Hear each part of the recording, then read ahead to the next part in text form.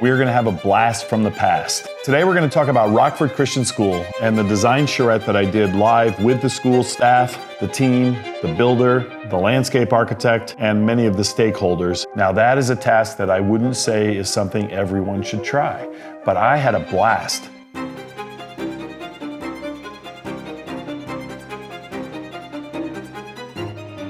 Let me start with what a charrette is for those of you who have not heard that term. Now, this is my understanding of a charrette, and if I'm wrong, please let me know and give me more detail.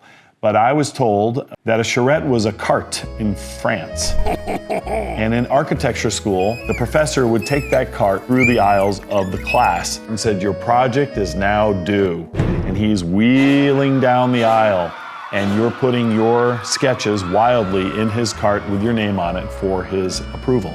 The clever student would jump on the cart with pen in hand and pad and be drawing wildly and frantically in a frantic pace. The guy's drawing his project on this sketch pad so that it was still in the cart when the professor got to his office. So a charrette is basically a live design session where it's all out in the open. And my entire career has been based on the charrette. It's a popular style of creating ideas in the beginning of a project for many organizations, especially things like the Christian schools that were looking for just an idea to begin to build on. What I did in this particular charrette was I sat with the stakeholders, the principal of the school, the superintendent of the school system, Jim Remminga, a brilliant landscape architect who does so much more than landscape architect. Jim, you've often gone beyond your skill set and done things brilliantly that you shouldn't be because they're architecture. I'm kidding, because you're amazing. And I think a great designer is a great designer is a great designer. So who cares? We had that team assembled. We started with a blank slate, a blank piece of paper, and a big site, and started with a very unique concept. Maybe it's not that unique, but I thought it was. It's a Christ-centered school. So what did I want to do? I wanted to start with the center being the most important thing. And the idea was that the heart of the school was the assembly space that basically was like an amphitheater and had these stair steps down. Now, of course, you've got to deal with the codes. So the beauty of that was you could walk into this and have wheelchair accessibility to the whole arena at the top.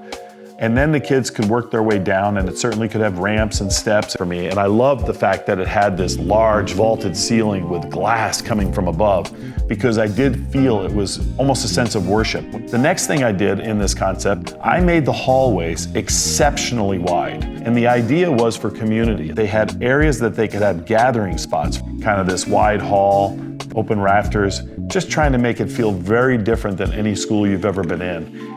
So the idea then was how to make this rural school, which was out north of Grand Rapids, to feel a little bit like a lodge. And so these are the sketches I did in the meeting. They're not great.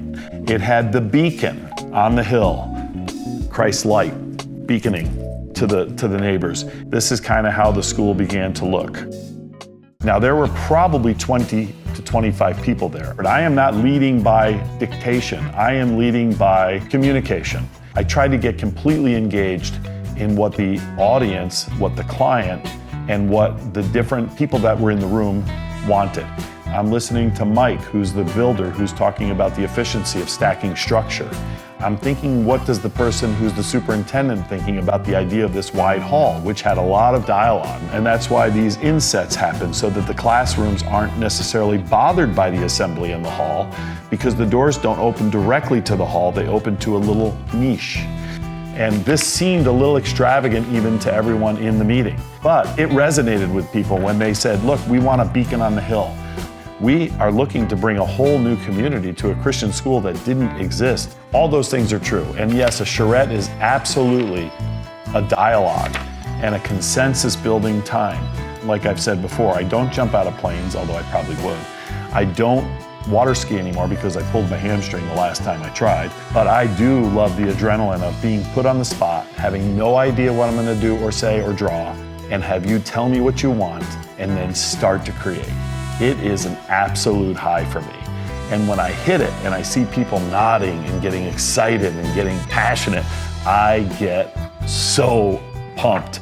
And that's what kind of happened with this. After looking at this, would you do anything differently now since you have over 20 more years experience?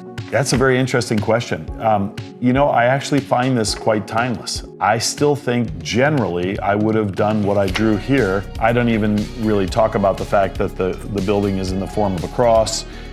There's a lot of subtleties in my architecture here that I was thinking of. Now, to do it again, I might have flipped the cross so that it actually looked more traditional because you're not looking at the building this way, but that might be a little bit overkill.